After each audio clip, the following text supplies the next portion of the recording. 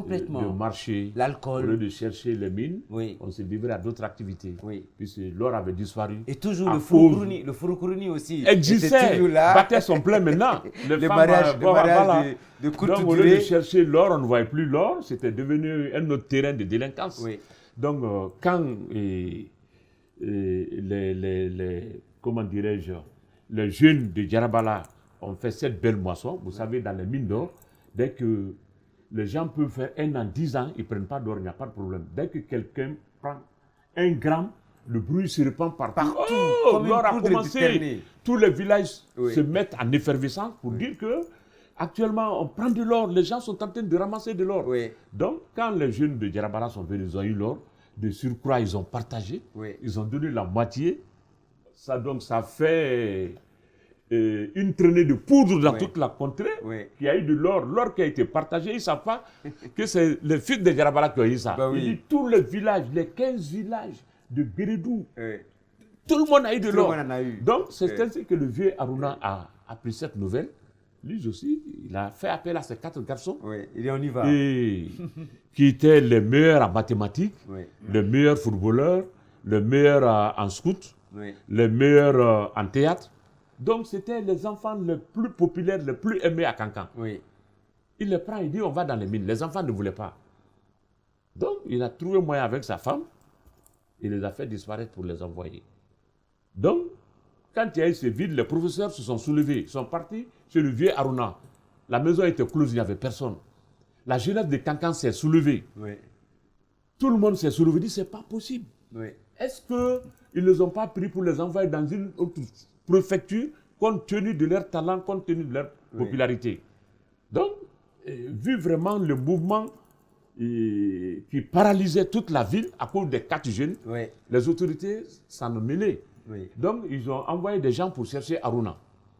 On est parti le pêcher, il est venu, et il a placé comme argument que ses enfants sont malades, ils souffrent d'hémorroïdes, c'est une maladie héréditaire dans leur famille. Oui.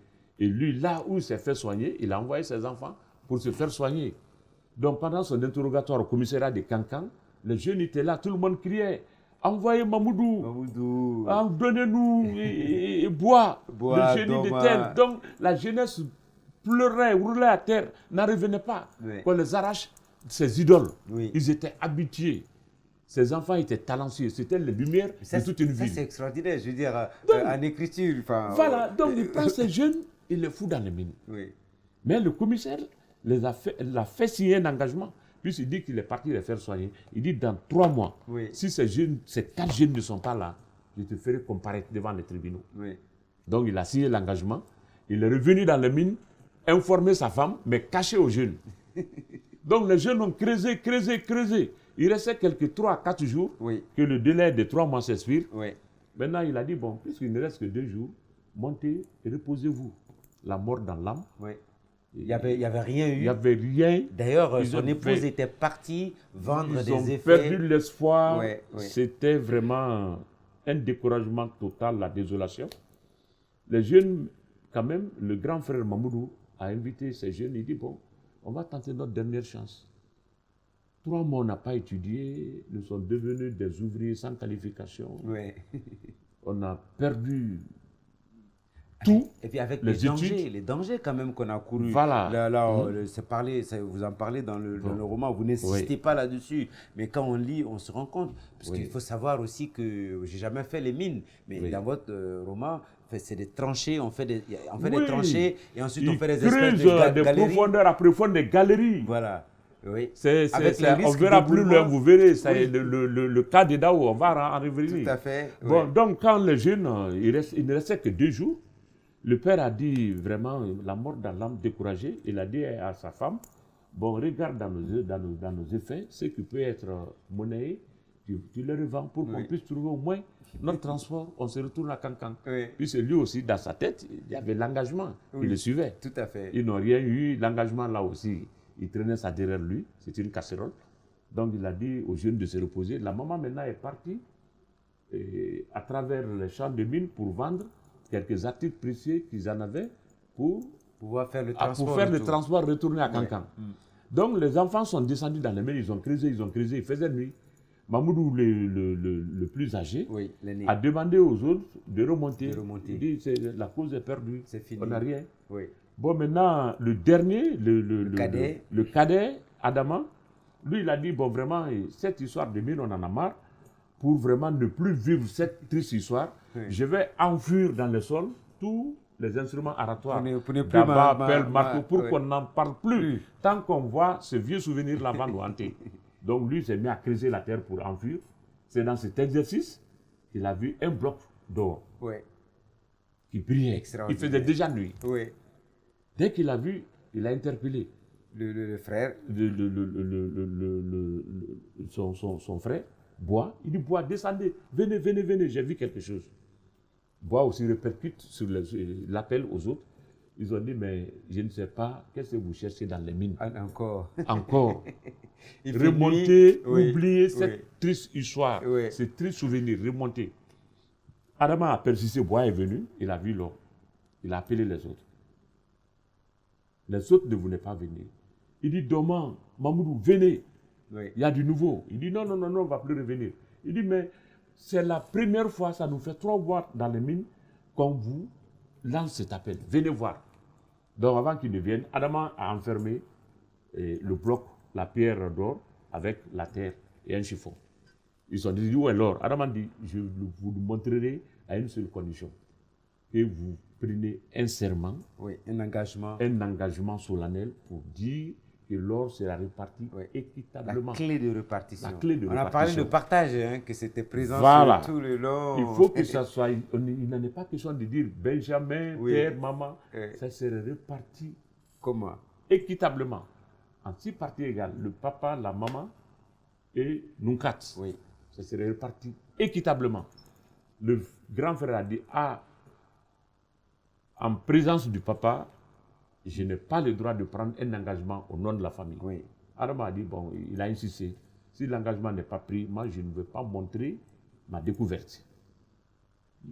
L'aîné a insisté, le cadet a insisté. Finalement, il a dit, bon, puisqu'on est loin du papa, en tout état de cause, c'est moi qui le représente, je m'engage que si c'est vrai que c'est de l'or, ce serait équitablement réparti, conformément à ta recommandation. Maintenant, il a déterré l'or.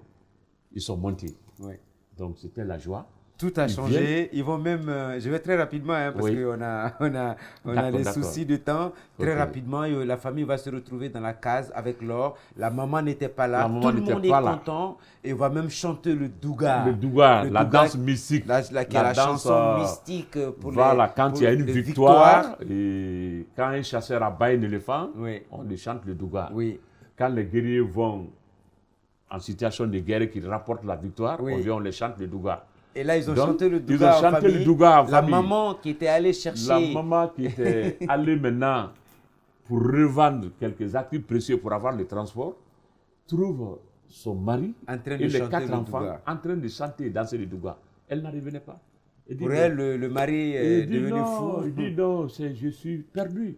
Je suis la seule soucieuse de cette famille. C'est une famille perdue. Pendant 30 ans de mariage, je suis avec un mari alcoolique qui a fait de mes enfants aussi des ivrognes. Comment dans cette circonstance de misère, de désespoir, ils peuvent se mettre à chanter. Mon mari peut se mettre à danser avec mes enfants. Elle pique une prise. Il dit, je n'ai plus de raison de vivre. Je prie Dieu qu'il retire mon âme. Donc c'est dans cet état que la femme se fondre et meurt. C'est par suite d'un cri que les enfants sortent en courant. Ils trouvent... La maman est allée, allongée tout le long de c'était son le corps. désespoir. Les enfants soufflent à son oreille, maman, ce n'est pas le moment de mourir. C'est la fin de votre misère. On a eu de l'or, maman, ne nous laisse pas. Ça y est, mais malgré ça, elle rend l'âme.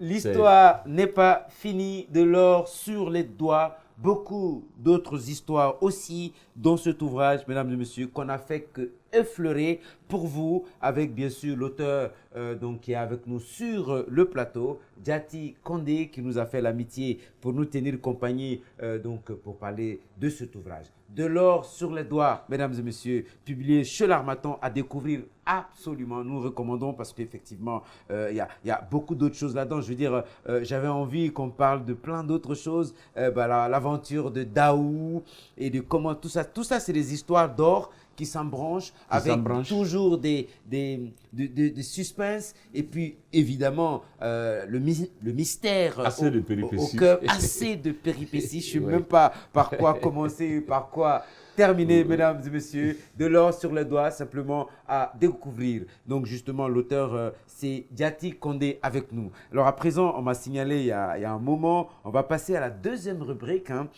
qui s'appelle le marque-page. C'est une rubrique qui nous permet de faire des extraits des lectures. On va passer tout de suite, le marque-page, c'est maintenant.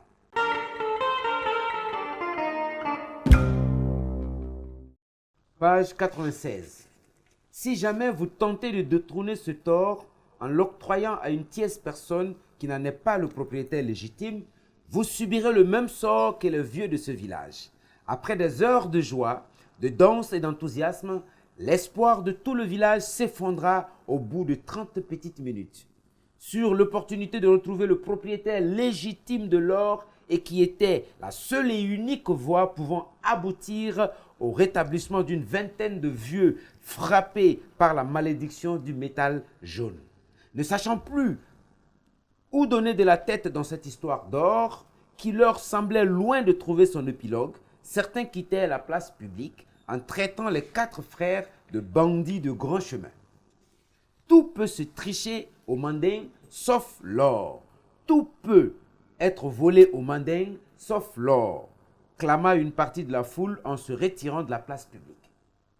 Après plusieurs heures de sensibilisation, Mamoudou parvint à calmer les villageois avant de parler. Filanimadi Tamboura est ce nom qui nous a été révélé comme étant celui du propriétaire de l'or que les doyens du village de Sekoro se sont partagés après avoir interdit le dit village à ce monsieur. Et pour matérialiser ses propos, Mamoudou sortit de son sac une photo en noir et blanc du nommé Filanimadi Tamboura et la brandit devant la foule. Allez les tchos, allez les tchos, allez les tchos. C'est lui-même, c'est bien lui. Scanda en chœur le public en chantant et en applaudissant. Peu de temps après, une terrible discussion éclata entre les participants à cette assemblée sur l'authenticité de la photo que venaient de brandir les visiteurs. Fin des citations. Alors ça, c'est juste un petit passage. On a fait un grand saut, un petit passage vers la fin. Donc les 4 enfants, parce qu'effectivement, les 4... alors on ne pourra pas vraiment parler de tout ça, mais juste, vous me permettrez, la réalisation va me permettre. C'est que l'histoire des les 4 jeunes, ils vont trouver l'or et ils vont être extrêmement riches. Mais le père Aruna ne va pas très bien se comporter quant à la répartition. Il va avoir des problèmes de santé mentale. Et puis les jeunes, eux, ils vont prendre une partie de l'argent. Ils vont partir à l'aventure. Justement, c'est l'occasion pour vous d'aborder l'immigration. Donc les déserts traversés, ils avaient l'argent et tout. Mais ils ont eu des difficultés. Ils vont se retrouver dans les geôles. Ils vont revenir. Mais ils vont encore repartir. Oui. Puisqu'il y avait encore de l'or qui restait. Ils sont comme ça. Ils sont têtus. Tant qu'ils ont les moyens, ils veulent coûte que coûte traverser la Méditerranée. Ils sont têtus. Ils veulent coûte que coûte aller chez les autres. Et alors que les autres ont accepté d'être chez eux, et travailler. Pour construire, travailler, vous en parlez d'ailleurs. Qu'ils sont. Oui. Et donc, il faut que les Africains aussi acceptent d'être en Afrique pour construire l'Afrique. Il faut que les Africains acceptent d'être en Afrique pour construire l'Afrique. Voilà. D'ailleurs, l'histoire se termine très bien pour eux, parce que quand ils reviennent, ils vont faire le bon choix, finalement, de travailler. Le peu d'or qui les est resté, voilà, ils ont monnayé et ils sont investis dans l'agriculture et l'élevage. Oui. Ils sont répartis dans les 4 régions naturelles. Oui. Et le président de la République, qui chaque année, il y a une commission qui choisit les meilleurs agriculteurs, pour les faire meilleurs éleveurs, la tournée avec voilà, eux. pour faire la tournée, le montrer aux investisseurs étrangers. Donc finalement, ils vont partir en Europe. Ils sont partis en Europe. À la tête de grandes entreprises agricoles, des patrons, etc. Même dans l'avion, quand ils traversaient la Méditerranée, l'hôtesse de l'avion dit nous traversons la Méditerranée. Les 4 frères qui étaient assis côte à côte dans l'avion se sont mis à pleurer. Tout le monde s'est demandé de l'avion qu'est-ce qui s'est passé. Arrivé aussi au niveau de la mer Méditerranée, l'hôtesse dit nous traversons la Méditerranée, l'hécatombe des jeunes Africains. Donc immédiatement, leur mémoire les a défilés. Complètement. Donc ils se sont mis à pleurer. Complètement. Donc ils viennent en Europe avec la mission présidentielle. Donc ils se font des contrats avec les investisseurs étrangers qui viennent aussi en Afrique. Et maintenant, chaque fois maintenant qu'ils avaient besoin de visa, ils venaient à l'ambassade, dans une ambassade européenne, ils avaient facilement le visa. Oui, Ils disaient, voilà, et en travaillant, là, nous voyons que le travail est la clé qui ouvre toutes les ambassades. Toutes les portes, Toutes les portes. Il suffit de travailler. Nous avons mis combien de temps, on a gaspillé combien de kilos d'or pour aller à l'aventure qui nous a perdu. Avec tous les dangers. Rien du tout, on a accepté de travailler. Maintenant, nous venons, on nous donne le visa en 30 minutes. Tout à fait. Allez, à présent, on continue notre marque-page autour de l'ouvrage de Djati Kondé, De l'or sur les doigts, un roman extraordinaire que nous vous recommandons, bien sûr. Page 71. 7 jours après le drame, les villages et villes concernés par cette hécatombe décidèrent, à défaut de soustraire le corps sans vie dans les décombres, d'organiser des cérémonies funèbres suivant le rythme musulman, c'est-à-dire procéder à l'organisation des prières et des sacrifices sur le site de la tragédie. Au moment où des centaines de femmes s'attelaient à piler les céréales pour la préparation du pain blanc, les hommes étaient regroupés derrière le grand imam du village de Sekoro pour la prière funèbre. Avant de commencer la dite prière, le grand imam de Sekoro fit inviter Sori, le Béléna, qui détenait en secret le nombre de chaussures comptées et qui correspondait selon leur estimation au nombre de morts. 623 paires de chaussures ont été retrouvées en face des puits, ce qui correspond à 623 personnes tuées par la suite de ce drame, murmura Sori le Béléman aux oreilles de l'imam chargé d'officier les prières funèbres.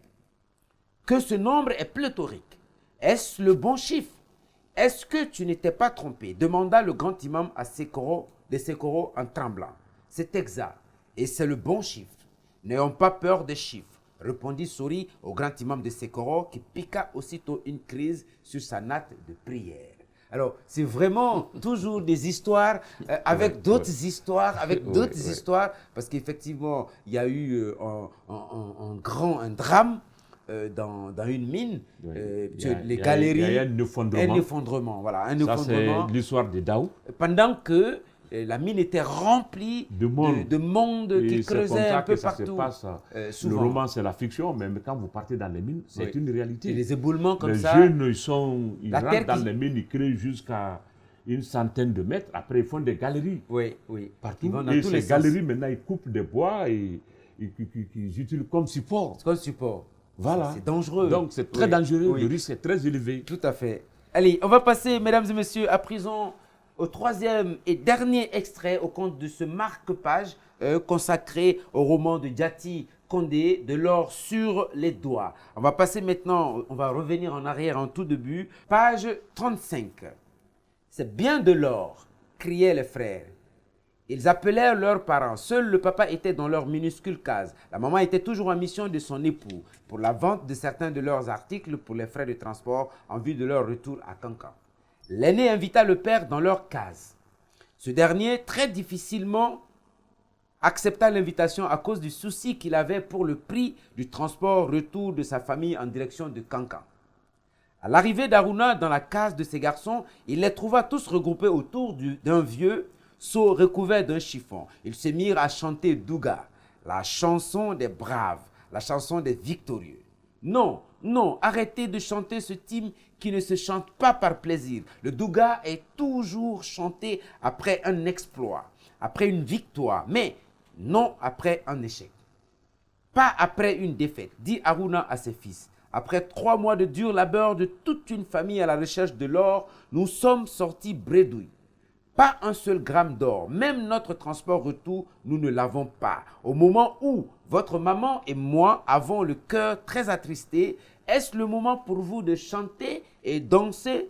De surcroît, un chant mystérieux qu'est le Douga. Ce qui est formidable, c'est que il y a beaucoup de mystères autour de l'or, c'est raconté dans votre ouvrage, mais aussi tout ce qui est là-dedans est aussi mystérieux, même cette chanson de Douga. C'est d'ailleurs pourquoi on a choisi cet extrait du Mandé. Du Mandé. Mesdames et messieurs, venez donc à la découverte de cet ouvrage, mais pas que cet ouvrage, c'est le Manding que vous découvrez, c'est aussi donc cette philosophie de cette partie de notre pays autour de ce métal précieux que l'or, qui continue d'ailleurs de faire parler de lui toujours et toujours, parce que qu'effectivement, les activités d'orpaillage sont encore présentes, avec tout son lot de malheurs et d'incompréhension, de morts, etc., etc. Oui. L'or continue d'attirer les hommes. Il y a toujours cette ruée vers l'or. Mesdames et messieurs, venez découvrir donc justement l'or dans toutes ses facettes au cœur de votre ouvrage, et c'est ça, l'or en tant que métal béni, l'or en tant que métal maudit, les deux. Donc justement, béni et maudit à la fois, mesdames et messieurs. Certains heureux et certains malheureux. Voilà, qui rend certains heureux et qui rend certains malheureux. De l'or sur les doigts de Djati Condé, publié chez l'Harmattan, mesdames et messieurs, que nous avons eu le plaisir de recevoir sur le plateau de Parenthèse. Mesdames et messieurs, à présent, quittez pas. Nous allons passer à présent à la troisième et dernière rubrique de ce numéro, les questions que les téléspectateurs posent à notre auteur. C'est tout de suite.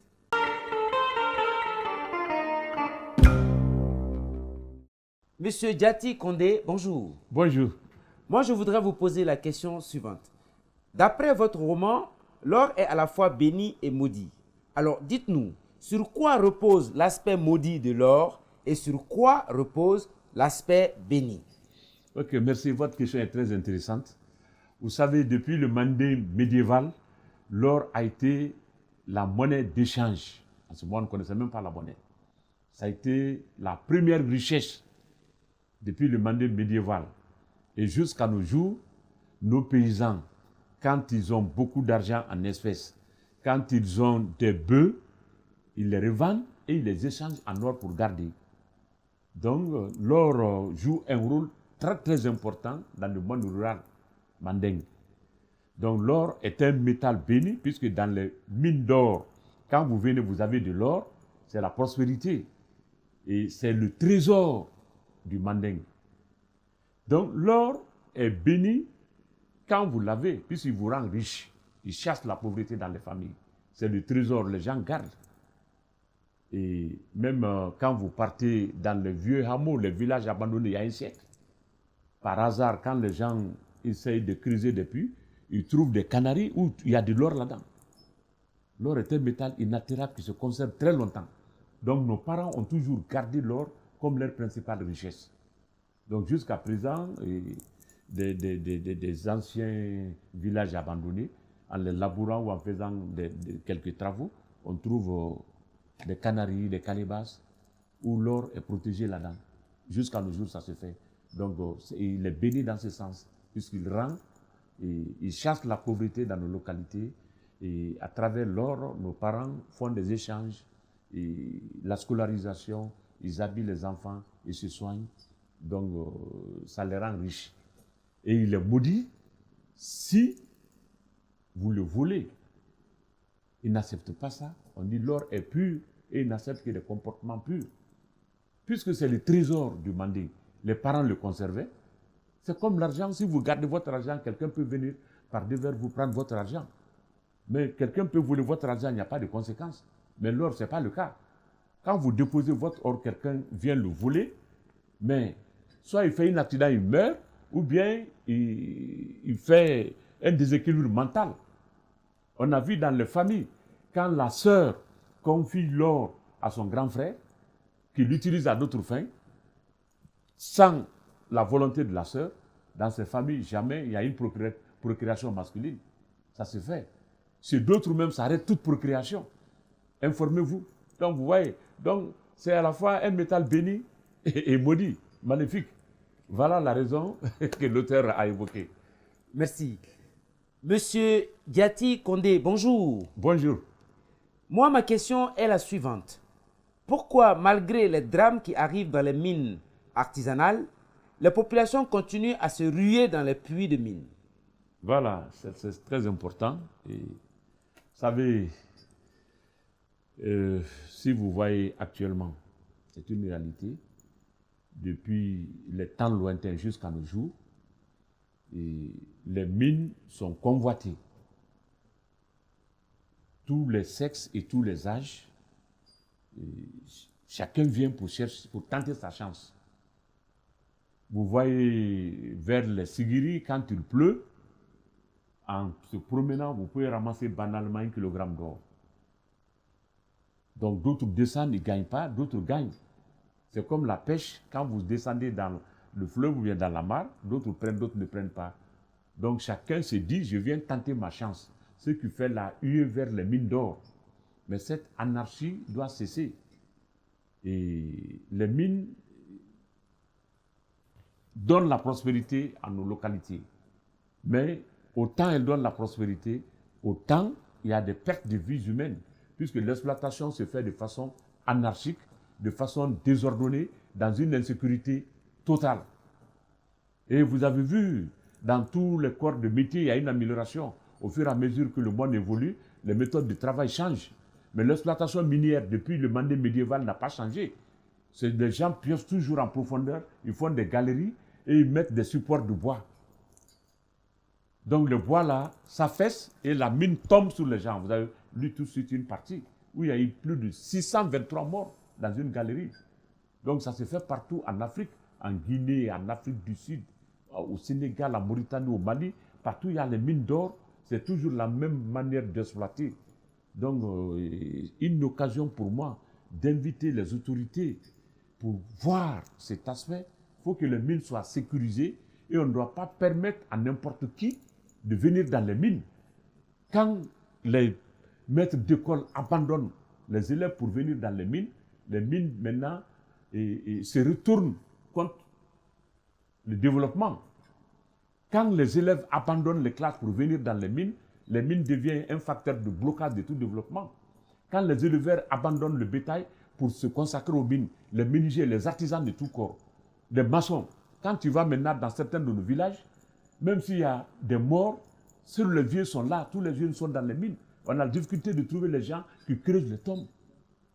Donc ça, c'est pas la vocation de la mine. C'est ça qu'on doit corriger.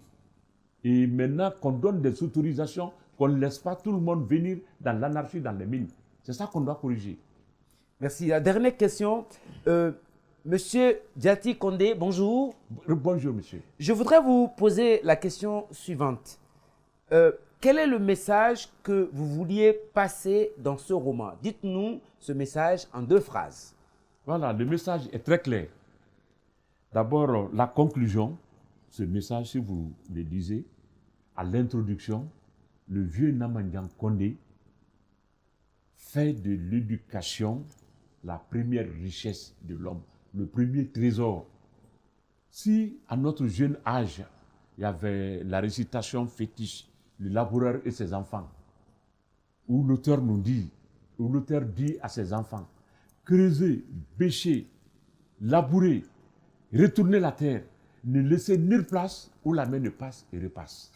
Et on dit, le père, après sa mort, fit savoir à ses enfants que le travail est un trésor. Si lui, il déclame ses poèmes en disant à ses enfants que le travail est un trésor, j'ai voulu dire dans ce livre que l'éducation est le premier trésor et le meilleur trésor. Donc, l'homme, pour être une étoile, pour avoir la chance, pour avoir l'instruction, pour être quoi que ce soit, pour briller dans la vie, il faut une bonne éducation. Donc c'est ça que le livre a voulu dire, que l'éducation est à la base de toute réussite. Quelqu'un qui n'est pas bien éduqué ira d'échec en échec. C'est ça que j'ai voulu dire dans ce livre. Monsieur Diati Condé, oui. Merci. Merci beaucoup.